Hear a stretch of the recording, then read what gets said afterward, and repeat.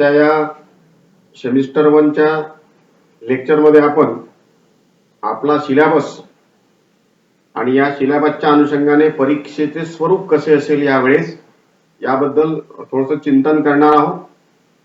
अमरावती विद्यापीठाच्या अभ्यासक्रमामध्ये BA भाग 1 मराठी वाङ्मय या विषयासाठी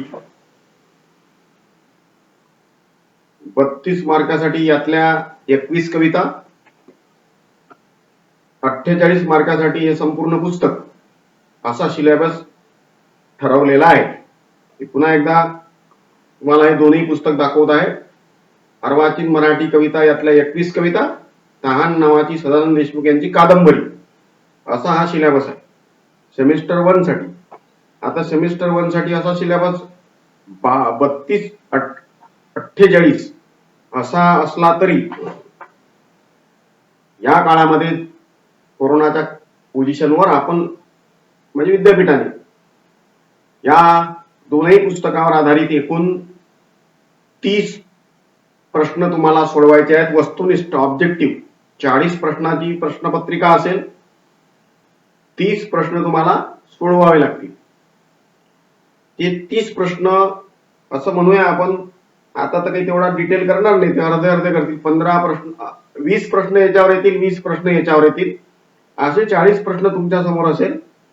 त्यातले तुम्ही 30 सोडवणं आवश्यक आहे. तुमचं व्हॅल्युएशन हे 30 प्रश्नाच्या अनुषंगाने होईल. तुम्ही 40 सोडवले तर फरक पडत नाही, पण तुम्ही 30 सोडवले किंवा तुम्ही 20 सोडवले, तुम्ही 20 प्रश्नांना टॅली केलं, 20 तुमच्या बरोबर आहे असं आपण समजू, मग त्याचं जे मूल्यांकन आहे ते 30 पैकी 20 तुम्ही सोडवले, त्यातले तुमचे बरोबर आले 15 प्रश्न तुमच्या बरोबर आले. 30 प्रश्न तुम्हाला दिले होते समजा, त्यातले तुम्ही 15 प्रश्न बरोबर सोडवले, उत्तर बरोबर आहे असं आपण समजू, तर तुम्हाला 80 पैकी 40 मार्क मिळतील.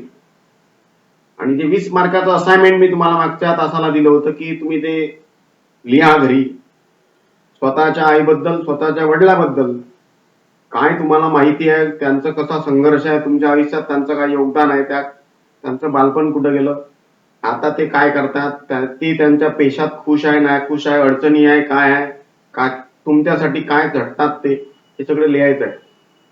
2-2 पानं लिहायचे. 2 पानं आईबद्दल लिहायचे आहे, 2 पानं वडिलाबद्दल लिहायचे आहे. आपल्या ज्यांना अडचण आहे, ज्यांच्या आई वडिलांच्या बाबतीत अडचण म्हणजे एखाद्याची आई लहानपणीच वारली असेल तर त्याला जे माहिती कळली आपल्या आईबद्दल इतरांकडून ते लिहायचं.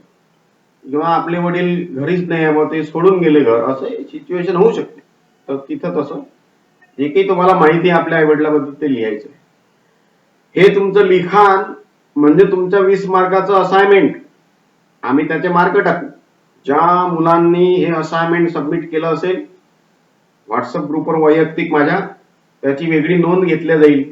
आणि जे मुलं नाही देणार असाइनमेंट, अनेक लोक आपल्या ऑनलाईन कोचिंग मध्ये अब्सेंट आहे, मग अशांना थोडंसं कोविडच्या ह्या सगळ्या सिच्युएशन लक्षात घेता मिनिमम जे मार्क्स आहे ते आम्ही टाकू. काठावर जे मार्क आहे 8 मार्क, 20 पैकी 8 मार्क तुम्ही असाइनमेंट द्या नका देऊ, तुम्हाला ते मिळतील. पण जो असाइनमेंट देतील त्यांचं मात्र अत्यंत चांगल्या पद्धतीने त्यांना मार्क मिळतील. 20च्या तुलनेत 20 पैकी 18 मिळतील, 20 पैकी 17 मिळतील, 20 पैकी 15 मिळतील. म्हणून असाइनमेंट जे देतील त्यांना मार्क चांगले मिळतील. जे काही घेणं देणं नाही अशा पद्धतीनं राहतील त्यांना आपण पास करूया. त्यामुळे तुम्हाला स्वातंत्र्य आहे, ते तुम्हाला जीवावर येत आहे तर तुम्हाला पास होणारच तुम्ही. आता आपण बघूया 20 प्रश्न या पुस्तकावर कशा पद्धतीचे येतील. प्रश्न येतील म्हणजे वस्तुनिष्ठ स्वरूपाचे प्रश्न असतील. उदाहरणार्थ आपण म्हणूया की केशवसूत या कवीच्या 3 कविता अभ्यासक्रमात आहे, बरोबर आहे. एखादा प्रश्न असा येते की तुम्हाला नेमलेल्या कवितेच्या पुस्तकाचं नाव काय, अर्वाचीन मराठी कविता. एखादा प्रश्न असा येईल की हे पुस्तक कुणी संपादित केले आहे, अमरावती विद्यापीठ मराठी अभ्यास मंडळ, हे त्याचं उत्तर आहे. पहिली कविता जी केशवसूताची आहे त्या केशवसूताचे पूर्ण नाव काय, तर कृष्णाजी केशव दामले.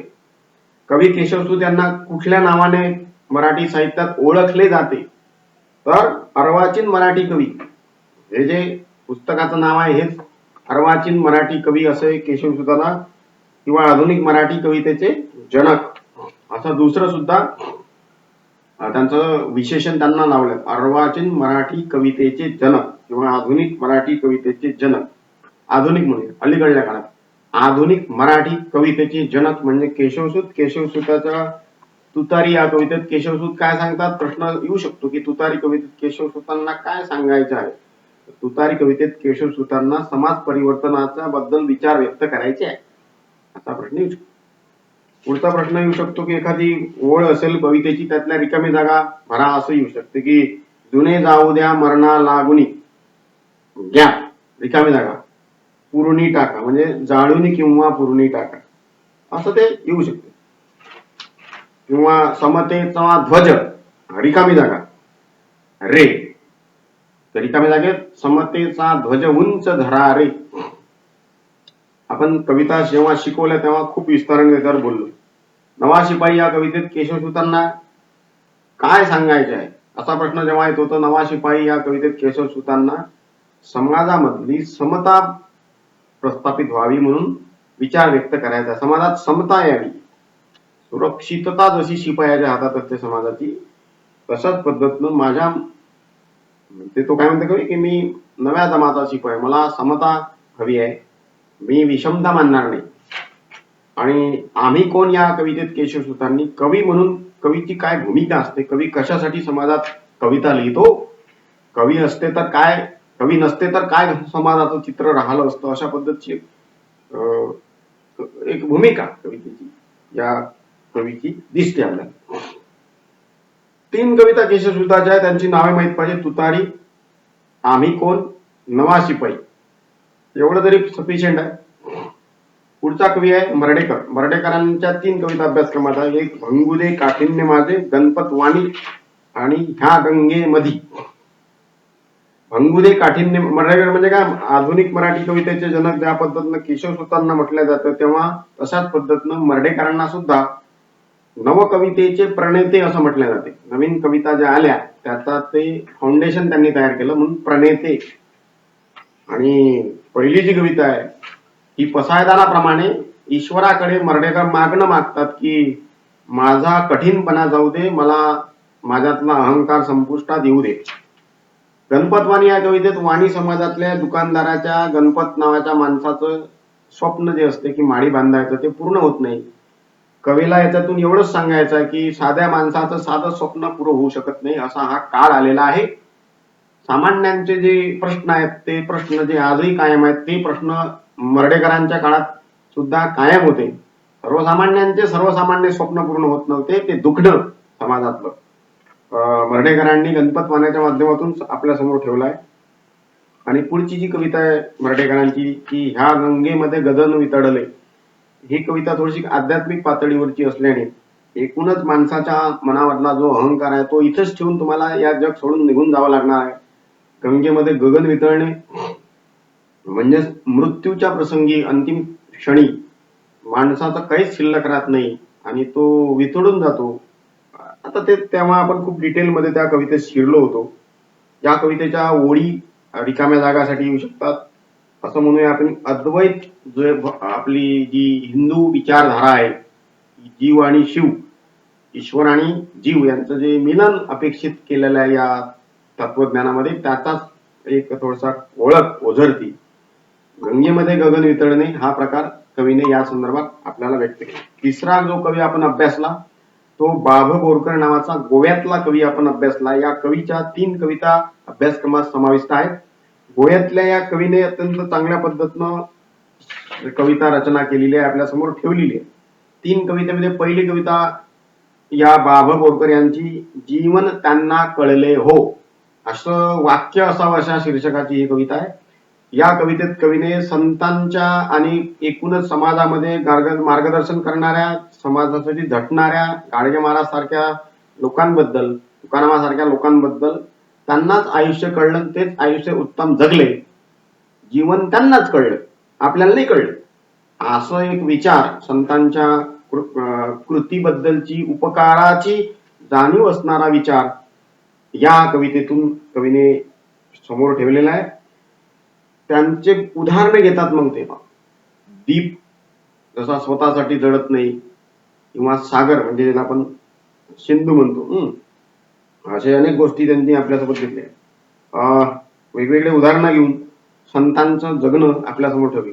मज लोभस हा इहलोक हवा, अशी एक थोडीशी दीर्घ कविता बाबा बोरकरांची आहे. या कवितेत कवीने स्पष्ट म्हटलंय की मला ते पलीकडलं सांगू नका. देव धर्म पूजा अर्चा तपश्चर्या नामस्मरण या पलीकडे मला आता मी ज्या अवस्थेत आहोत त्याच्यात मला जगू द्या, ते सांगू नका म्हणते.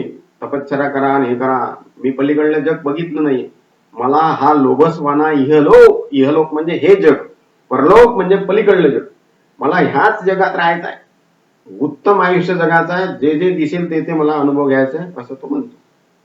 ऐहिकतेवरचा विश्वास सांगणारी ही कविता आहे. ह्याच जगात सगळं काही असं म्हणणारा एक चांगला विचार, वेगळा विचार या कवीने केलेला आहे. तिसरी जी कविता आहे, जिने गंगोगाचे पाणी, जगणं हे गंगेच्या प्रमाणाप्रमाणे निर्मळ असलं पाहिजे.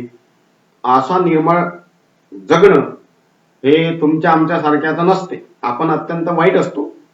संत मंडळी मात्र अशा पद्धतीनं त्यांच्या आयुष्यात स्वच्छ निर्मळ पाण्याप्रमाणे त्यांचं आयुष्य असते, असं एक विचार या कवितेत आलेला आहे. कवितेच्या ओळीचे रिकाम्या जागा भरा अशा पद्धतीचे प्रश्न येऊ शकतात.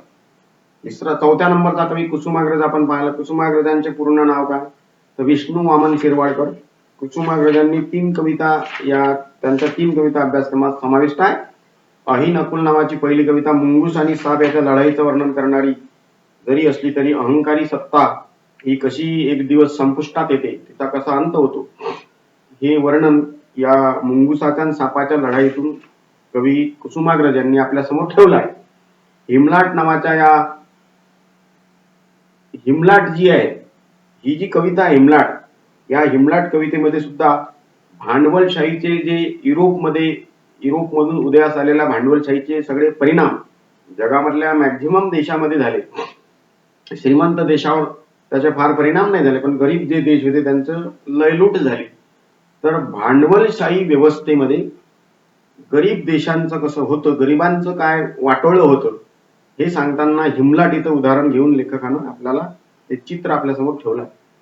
आगगाडी आणि जमीन यामध्ये आगगाडीचा जमिनीचा संवाद आहे, आणि या संवादातून या कवीने इथे सुद्धा आपल्याला असं लक्षात येते की जी सत्ता सामान्य जनतेच्या भरोशावर उभी असते ती फार काळ उत्तम उन्मत्तपणे ती राहू शकत नाही. एक दिवस सामान्य जनतेला जर वाटलं तर हे कोलथून पाळायची आहे सत्ता, तर अशी ती सत्ता उलथून पाळण्याची ताकद सामान्य जनामध्ये असते. हे रूपकातून, आगगाडीच्या आणि जमिनीच्या रूपकातून कुसुमाग्रजांनी आपल्यासमोर ठेवलं आहे.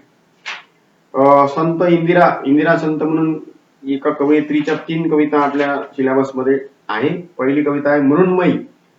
मृण्मयी म्हणजे माती, मातीचं कसं नातं आहे आणि मी कशी मातीशी एकरूप झालेली आहे.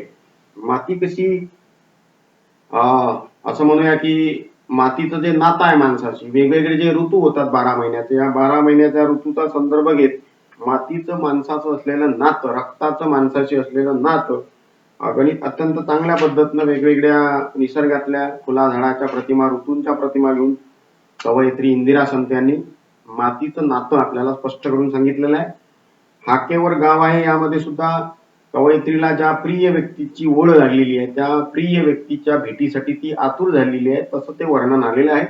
झंझावात मध्ये सुद्धा प्रेम भावनेने दंग झालेल्या या कवयित्रीला एका मनामध्ये वादळ वारा जसा येतो ढगांना घेऊन, आणि एक सुसाटाच्या वारानं ज्या पद्धतीनं घोंगावणारं वादळ येते, तशाच पद्धतीनं अंतर्मनात सुद्धा घोंगावणारं वादळ असते. ते दोन्ही बद्दलचं रूपकात्मक भाव या कवितेत आलेला आहे. विंदा करंदीकरांची माझ्या मना बंद दगड नावाची कविता, दगड सारखं म्हणून बंद तरच आपण जगू शकतो, ती जनता अमर आहे मध्ये एकूणच समाजाचं चित्र लेखक कवी विंदा करंदीकरांनी रेखाटलंय. ते थोडी दीर्घ कविता आहे. सब घोडे 12 टक्क्यामध्ये एकूणच सगळीकडे सारखंच चित्र आहे जगामध्ये, असं त्यांना सांगायचं आहे. नारायण सुर्वेच्या पहिल्या कवितेत कवीने आपली आक्रमक बाजू समाजासमोर ठेवली आहे, आणि दारिद्र्य जे आहे कामगारांचं ते सुद्धा 2 दिवस या कवितेतून व्यक्त झालेलं आहे. अशा पद्धतीचा एक संपूर्ण आढावा आपल्याला कवितेसंदर्भात